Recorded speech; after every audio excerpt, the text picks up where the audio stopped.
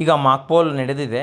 ಮಾಕ್ಪೋಲ್ ನಂತರ ಈಗ ಅಂದರೆ ಅದು ಅಣುಕು ಮತದಾನ, ಇದು ನೈಜ ಮತದಾನ, ರಿಯಲ್ ವೋಟಿಂಗ್ ಸ್ಟಾರ್ಟ್. ನೋಡಿ, ಅಣುಕು ಮತದಾನ ಮುಗಿದ ನಂತರ ಕಂಟ್ರೋಲ್ ಯೂನಿಟ್ನಲ್ಲಿ ಕ್ಲಿಯರ್ ಮಾಡಿ, ಸ್ವಿಚ್ ಆಫ್ ಮಾಡಿ, ಸೀಲ್ ಮಾಡುವುದು ಹಾಗೂ ವಿ ವಿ ಪ್ಯಾಟ್ನಲ್ಲಿರುವ ಮತಚೀಟಿಗಳನ್ನು ಕ್ಲಿಯರ್ ಮಾಡಿ ಒಂದು ಕವರ್ನಲ್ಲಿ ಸೀಲ್ ಮಾಡಬೇಕು. ಬ್ಲ್ಯಾಕ್ ಕಲರ್ ಒಂದು ಸೀಲ್ ಕವರ್ ಹಾಕ್ಲಿಕ್ಕೆ ಏನು ಕೊಟ್ಟಿರ್ತಾರೆ, ಅದಕ್ಕೆ ಒಂದು ಪಿಂಕ್ ಕಲರ್ದನ್ನು ಸುತ್ತಿ ನಾವು ಸೀಲ್ ಮಾಡಿ ಅದನ್ನು ಆ ಒಂದು ಮತಚೀಟಿಗಳನ್ನು ಅದರೊಳಗಡೆ ಇಟ್ಟು ಮಾಕ್ಪೋಲ್ ಸರ್ಟಿಫಿಕೇಟನ್ನು ಆಲ್ರೆಡಿ ಕೊಟ್ಟಿರ್ತೀವಿ ಸೆಕ್ಟರ್ ಆಫೀಸರ್ಗಳಿಗೆ. ಅವರು ಅದನ್ನುಗಳನ್ನು ಓಕೆ ರಿಪೋರ್ಟ್ ತೊಗೊಂಡು ಹೋಗಿರ್ತಾರೆ. ನಂತರದಲ್ಲಿ ನಾವು ಅದನ್ನು ಮತದಾನ ಪ್ರಾರಂಭ ಆದಾಗ ನೋಡಿ, ಈಗ ನಾವು ಈ ರೀತಿ ಮಾಡ್ತಾ ಹೋಗೋಣ. ನಂತರ ಕಂಟ್ರೋಲ್ ಯೂನಿಟ್ ಹಾಗೂ ವಿ ವಿ ಪ್ಯಾಟ್ಗಳನ್ನು ಸ್ವಿಚ್ ಆಫ್ ಮಾಡಿ, ಸೀಲ್ ಮಾಡಿ ಮತದಾನಕ್ಕೆ ಸಿದ್ಧ ಮಾಡ್ಕೊಳ್ಬೇಕು. ನೋಡಿ, ಈಗ ಮಾಕ್ಪೋಲ್ ಆಗಿದ ಮೇಲೆ ಎಲ್ಲ ಕೂಡ ಟಿ ಆ ಚೀಟಿ ತೆಗೆದಿರ್ತೀವಿ, ಎಲ್ಲದು ಕ್ಲಿಯರ್ ಆಗಿರ್ತದೆ, ಎಲ್ಲ ಆಗಿರ್ತದೆ, ಏನೂ ಇರೋದಿಲ್ಲ ಅದರೊಳಗಡೆ. ನಂತರ ಕಂಟ್ರೋಲ್ ಯೂನಿಟ್ ಹಾಗೂ ವಿ ವಿ ಪ್ಯಾಟ್ಗಳನ್ನು ಸ್ವಿಚ್ ಆಫ್ ಮಾಡಿ, ಸೀಲ್ ಮಾಡಿ ಮತದಾನಕ್ಕೆ ಸಿದ್ಧ ಮಾಡಿಕೊಳ್ಳೋದು. ಬೆಳಗ್ಗೆ 7 ಗಂಟೆಗೆ ಮತದಾನವನ್ನು ಕಡ್ಡಾಯವಾಗಿ ಪ್ರಾರಂಭಿಸಬೇಕು. ನೋಡಿ, ಚುನಾವಣಾ ಆಯೋಗ ನಮಗೆ ಆಲ್ರೆಡಿ ನಿರ್ದೇಶನವನ್ನು ಕೊಟ್ಟಿದೆ. 2 ತರಬೇತಿಗಳಲ್ಲಿ ಮಾಹಿತಿಯನ್ನು ಒದಗಿಸ್ತಾ ಇದೆ.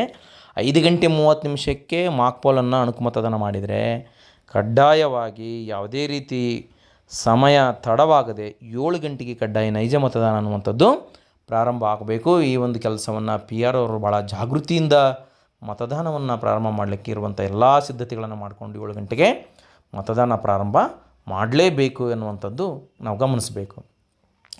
ಪೋಲಿಂಗ್ ಏಜೆಂಟರು ಹಾಜರಿಲ್ಲದಿದ್ದರೂ ಪ್ರಾರಂಭಿಸಬೇಕು. ನೋಡಿ, ಈಗ ಅಣುಕು ಮತದಾನದಲ್ಲಿ ಕೂಡ ಅವ್ರು ಬಂದಿರೋದಿಲ್ಲ.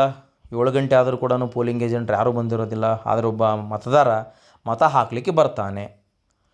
ಈಗ ಏಜೆಂಟ್ರು ಬರಲಿ ಅಂತ ನಾವು ಸುಮ್ಮನೆ ಕೊಡುವಂತಿಲ್ಲ. ಆತ ತಂದಂತಹ ಒಂದು ದಾಖಲಾತಿಗಳನ್ನು ನಮ್ಮ ಎ ಪಿ ಆರ್ ಅವರವರು ಏನು ಪರಿಶೀಲಿಸ್ತಾರೆ, ಅದು ಸರಿ ಇತ್ತು, ಆತನ ಹೆಸರಾಗ್ಬೋದು, ಸಂಖ್ಯೆ ಆಗ್ಬೋದು, ಎಲ್ಲ ಸರಿ ಇತ್ತು, ಆತ ಬಿ ಎಲ್ ಒ ಸ್ಲಿಪ್ ತಂದಿರ್ತಾನೆ, ಅವೆಲ್ಲವನ್ನೂ ಕೂಡ ದಾಖಲಾತಿಗಳನ್ನು ನಾವು ಪರಿಶೀಲಿಸಿಕೊಳ್ಳಬೇಕು. ನಂತರ ಅಲ್ಲಿ ಸೆಕೆಂಡ್ ಆ್ಯಂಡ್ ಥರ್ಡ್ ಪೋಲಿಂಗ್ ತಮ್ಮ ಒಂದು ಕಾರ್ಯಗಳನ್ನು ಮುಂದುವರಿಸಬೇಕು. ಅವರು ಪರಿಶೀಲನೆ ಮಾಡಿ ಚೀಟಿ ಕೊಡ್ತಾರೆ, ಆ ಸಂಖ್ಯೆನ ಅವ್ರು ನೋಡಬೇಕು, ಎಡಗಡೆಗೆ ತೋರು ಬೆಳಗ್ಗೆ ಶಾಯಿ ಹಚ್ತಾರೆ, ಅದನ್ನು ಥರ್ಡ್ ಪೋಲಿಂಗ್ ಅಬ್ಸರ್ವ್ ಮಾಡಬೇಕು. ಅವನಿಗೆ ವೋಟಿಂಗ್ ಕಂಪಾರ್ಟ್ಮೆಂಟಿಗೆ ಮತದಾರರಿಗೆ ನೈಜ ಮತದಾನ ಮಾಡಲಿಕ್ಕೆ ನಾವುಗಳು ಅವಕಾಶವನ್ನು ಮಾಡಿಕೊಡಬೇಕು ಕಡ್ಡಾಯವಾಗಿ. ಏಕೆಂದರೆ ಯಾವುದೇ ಒಬ್ಬ ಏಜೆಂಟ್ ಇಲ್ಲ ಅಂಥೇಳಿ ನಾವು ಮತದಾನವನ್ನು ನಿಲ್ಲಿಸುವ ಹಾಗಿಲ್ಲ.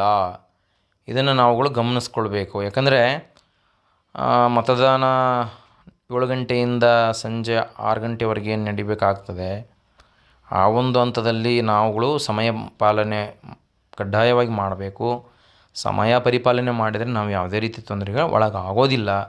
ಈ ದಿನ ಮತದಾನ ನಡೆಯುವಂಥ ದಿನ ನಾವುಗಳು ಸಮಯಕ್ಕೆ ಹೆಚ್ಚು ಮಹತ್ವವನ್ನು ಕೊಟ್ಟರೆ ಬಹಳ ಸುಸೂತ್ರವಾಗಿ ಯಾವುದೇ ಅವಘಡಗಳಿಲ್ಲದೆ, ಅನೇಕ ಸಮಸ್ಯೆಗಳಿಲ್ಲದೆ ನಾವುಗಳು ಅಲ್ಲಿ ಯಶಸ್ವಿಯಾದಂತಹ ಒಂದು ಮತದಾನದ ಕಾರ್ಯವನ್ನು ಮುಗಿಸ್ಕೊಂಡು ಬಂದು ಡಿಮಸ್ಟರಿಂಗ್ ಕೇಂದ್ರಕ್ಕೆ ಎಲ್ಲ ಒಂದು ವಿ ವಿ ಪ್ಯಾಟನ್ನು, ಕಂಟ್ರೋಲ್ ಯೂನಿಟನ್ನು, ಬ್ಯಾಲೆಟ್ ಯೂನಿಟನ್ನು ಅವ್ರಿಗೆ ಒಪ್ಪಿಸಿ ನಾವುಗಳು ನಮ್ಮ ಊರಿಗೆ ಹೋಗ್ತೀವಿ. ಇಲ್ಲಾಂದರೆ ಭಾಳ ತೊಂದರೆಗೆ ಒಳಗೆ ಹಾಕ್ತೀವಿ. ಇಲ್ಲಿ ನಾವು ಭಾಳ ಜಾಗೃತರಾಗಿರ್ಬೇಕು. ಎಲ್ಲರೂ ಕೂಡ ತಂಡದಲ್ಲಿರ್ತಕ್ಕಂಥವ್ರು P R O, A P R O, ಓಕೆನಾ, second and third polling, D ದರ್ಜೆ ಮತ್ತು ನಮ್ಮ ಮತಗಟ್ಟೆಯ ಪೊಲೀಸ್ ಅಧಿಕಾರಿ ಕೂಡ ಭಾಳ ಜಾಗೃತರಾಗಿರಬೇಕಾಗ್ತದೆ.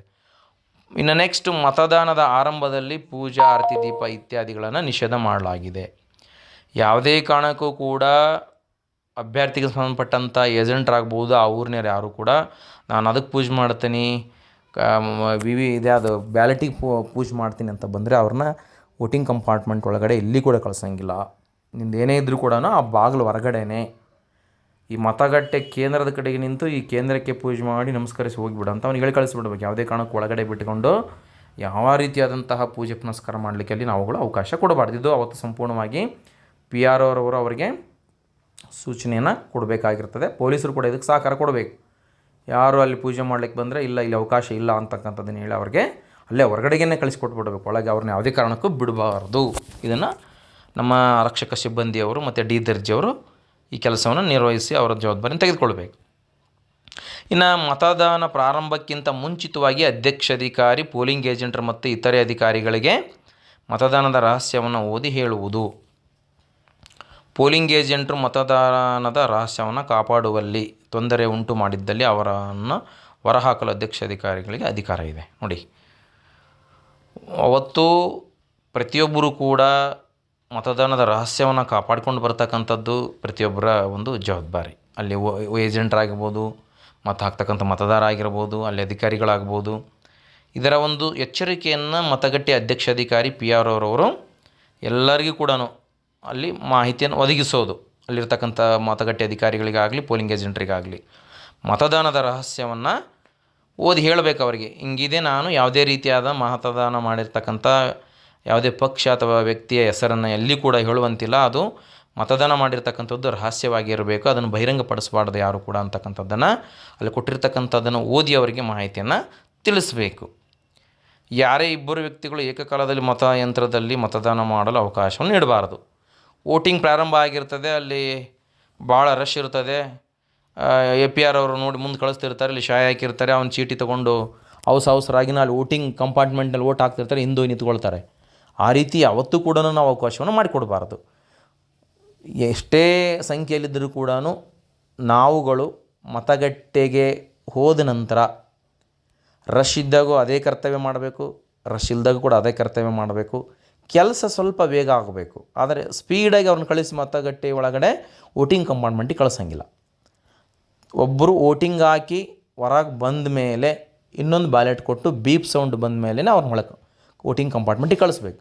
ಅಲ್ಲಿವರೆಗೆ ಯಾವತ್ತೂ ಕೂಡ ಅಡ್ವಾನ್ಸ್ ಯಾರನ್ನು ಕೂಡ ಕಳಿಸುವಂತಿಲ್ಲ. ಇದನ್ನು ಪಿ ಆರ್ ಅವರು ಅದನ್ನು ಮೇಲಿಂದ ಮೇಲೆ ಸ್ವಲ್ಪ ಅಬ್ಸರ್ವ್ ಮಾಡ್ತಾ ಅವ್ರನ್ನ ಅಲ್ಲಿ ನಿಧಾನಕ್ಕೆ ಕಳಿಸುವಂಥ ವ್ಯವಸ್ಥೆಯನ್ನು ಮಾಡಬೇಕು.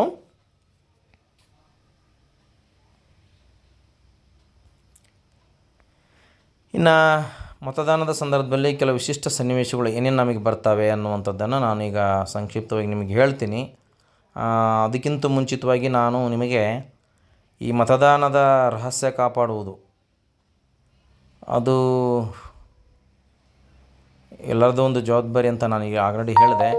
ಮತದಾನದ ದಿನದಂದು ಅಧ್ಯಕ್ಷಾಧಿಕಾರಿಯ ಜವಾಬ್ದಾರಿಗಳು ಅಂದರೆ ಪಿ ಆರ್ ಅವರು ಮತದಾನ ನಡೆಯುವಾಗ ಇದನ್ನು ನಾನು ಸಂಕ್ಷಿಪ್ತವಾಗಿ ಹೇಳ್ತೀನಿ, ಏಕೆಂದರೆ ಇದು ಬಹಳ ಮುಖ್ಯವಾಗಿರ್ತಕ್ಕಂಥದ್ದು. ಮತದಾನ ನಡೀತಕ್ಕಂಥ ದಿನದಂದು ಸರಾಗವಾಗಿ ಮತ ಚಲಾಯಿಸಲು ಅನುಕೂಲವಾಗುವಂತೆ ಸರತಿ ಸಾಲಿನಲ್ಲಿ ಬರುವಂತೆ ನೋಡಿಕೊಳ್ಳುವುದು. ಮತಕೇಂದ್ರಗಳ ಬಳಿ ನಿಷೇಧಿತ ಪ್ರದೇಶ 200 ಮೀಟರ್ಗಳಷ್ಟು ಯಾವುದೇ ಕಾನೂನುಬಾಹಿರ ಚಟುವಟಿಕೆಗಳು ನಡೆಯದಂತೆ ನಿಗಾವಹಿಸ್ತಕ್ಕಂಥದ್ದು. ಪೋಲಿಂಗ್ ಏಜೆಂಟರು ಪದೇ ಪದೇ ಹೊರಗಡೆ ಹೋಗುವುದಂತೆ ನಿಗಾವಹಿಸ್ತಕ್ಕಂಥದ್ದು ಕೂಡ ಅವತ್ತು ಪಿ ಆರ್ ಅವ್ರ ಕೆಲಸ ಆಗಿರ್ತದೆ. ಮತದಾನವು ಸುಲಲಿತವಾಗಿ ನಡೆಯುತ್ತಿರುವುದನ್ನು ಹಾಗೂ ಒಟ್ಟು ಮತದಾನದ ಸರಿಯಾಗಿರುವುದನ್ನು ನಿಗದಿತವಾಗಿ ಪರಿಶೀಲಿಸಿ ಖಾತ್ರಿಪಡಿಸಿಕೊಳ್ಳೋದು ಕೂಡ ಪಿ ಆರ್ ಅವ್ರ ಕೆಲಸ ಆಗಿರ್ತದೆ. ಮತದಾನಕ್ಕೆ ಅಡ್ಡಿಪಡಿಸುವಂತಹ ಕಾನೂನುಬಾಹಿರ ಚಟುವಟಿಕೆಗಳನ್ನು ನಡೆದರೆ ತಕ್ಷಣ ಅಲ್ಲಿ ಸೆಕ್ಟರ್ ಅಧಿಕಾರಿಗೆ, ಚುನಾವಣಾಧಿಕಾರಿಗಳ ಗಮನಕ್ಕೆ ತರ್ತಕ್ಕಂಥದ್ದು ಕಡ್ಡಾಯ ಆಗಿರ್ತದೆ. ಇನ್ನು ಡಿಮಸ್ಟರಿಂಗ್ ಸಮಯದಲ್ಲಿ ವಾಪಸ್ ನೀಡಬೇಕಾಗಿರುವ ಶಾಸನಬದ್ಧವಲ್ಲದ ಇತರೆ ಲಕೋಟೆಗಳನ್ನು ನಿಯಮಿತವಾಗಿ ಸಮರ್ಪಕವಾಗಿ ಭರ್ತಿ ಮಾಡಿ ಲಕೋಟೆಯಲ್ಲಿ ಇರಿಸಿ ಅವುಗಳನ್ನು ಸೀಲ್ ಮಾಡ್ತಕ್ಕಂಥ ಕೆಲಸ ಕೂಡ ಪಿ ಆರ್ ಅವ್ರದ್ದಾಗಿರ್ತದೆ. ಇನ್ನು ಚುನಾವಣಾ ಆಯೋಗ ಸೂಚನೆಯಂತೆ ಅನುಮತಿಸಿದ ವ್ಯಕ್ತಿಗಳು ಮತಗಟ್ಟೆಗೆ ಪ್ರವೇಶಿಸುವಂತೆ ಹಾಗೂ ಅನುಮತಿಸದ ವ್ಯಕ್ತಿಗಳನ್ನು ಪ್ರವೇಶಿಸದಂತೆ ಎಚ್ಚರ ವಹಿಸಬೇಕಾಗಿರ್ತಕ್ಕಂಥದ್ದು ಕೂಡ ಅವತ್ತು ಪಿ ಆರ್ ಅವರ ಒಂದು ಜವಾಬ್ದಾರಿ ಆಗಿರ್ತದೆ. ಇನ್ನು ಮತದಾನ ಸಂದರ್ಭದಲ್ಲಿ ಮತದಾನದ ರಹಸ್ಯವನ್ನು ಕಟ್ಟುನಿಟ್ಟಾಗಿ ಪಾಲಿಸುವುದು ಹಾಗೂ ಎಲ್ಲರೂ ಪಾಲಿಸುವಂತೆ ನಿಗಾ ವಹಿಸುವುದು ಕೂಡ ಅವತ್ತು ಪಿ ಆರ್ ಅವರ ಜವಾಬ್ದಾರಿ ಆಗಿರ್ತದೆ. ಮತದಾನದ ಸಂದರ್ಭದಲ್ಲಿ ಚುನಾವಣಾಧಿಕಾರಿ ವೀಕ್ಷಕರು ಭೇಟಿ ನೀಡಿದಲ್ಲಿ ಭೇಟಿಯ ವಿವರಗಳನ್ನು ನಮೂದಿಸಿ ಪಿ ಆರ್ ಒ ಡೈರಿನಲ್ಲಿ ಅವರು ಅದನ್ನು ನಮೂದನೆ ಮಾಡ್ಕೊಳ್ಬೇಕು ಕಡ್ಡಾಯವಾಗಿ. ಪಿ ಆರ್ ಒ ಡೈರಿನಲ್ಲಿ ಸಮರ್ಪಕವಾಗಿ ಅದನ್ನು ಭರ್ತಿ ಮಾಡ್ತಕ್ಕಂಥದ್ದು ಕೆಲಸ ಪಿ ಆರ್ ಅವ್ರದ್ದಾಗಿರ್ತದೆ. ಈ ರೀತಿ ಮತದಾನ ನಡೆಯುವಂಥ ಸಂದರ್ಭದಲ್ಲಿ ಅವತ್ತಿನ ದಿನ ಅಧ್ಯಕ್ಷಾಧಿಕಾರಿ ಪಿ ಆರ್ ಅವರು ಇವೆಲ್ಲ ಜವಾಬ್ದಾರಿಗಳನ್ನು ಸಮರ್ಪಕವಾಗಿ ನಿಭಾಯಿಸಿದಲ್ಲಿ ಸುಸೂತ್ರವಾಗಿ ಅಂದಿನ ಮತದಾನ ಯಶಸ್ವಿ ಆಗ್ತದೆ.